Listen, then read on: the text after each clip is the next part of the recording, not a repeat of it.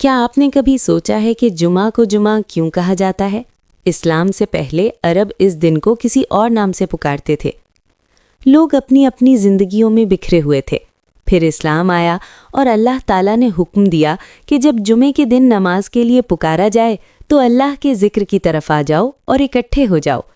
इसीलिए इस दिन का नाम जुमा रखा गया, यानी इकट्ठे होने का दिन।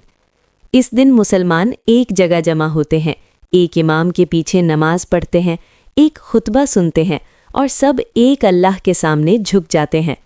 उलमा कहते हैं कि जुमा लफ्ज़ जमा से निकला है, क्योंकि इस दिन पूरी उम्मत इकट्ठी होती है।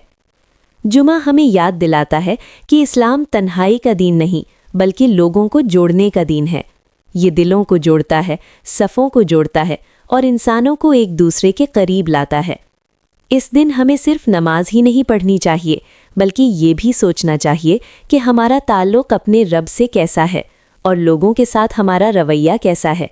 क्योंकि अगर रब से ताल्लुक़ मजबूत हो तो इंसान लोगों के साथ भी अच्छा ताल्लुक़ रखता है। इसीलिए जुमे की नमाज घरों में नहीं बल्कि मस्जिदों में अदा की जाती है, ताकि मुसलमान इकट्ठे हों। इसी तरह ईद की नमाज भी अफजल है कि खुले मैदान में अदा की जाए, ताकि मुसलमान अपने घरों से निकलकर एक जगह जमा हों और दुनिया को दिखा सकें कि हम एक उम्मत हैं।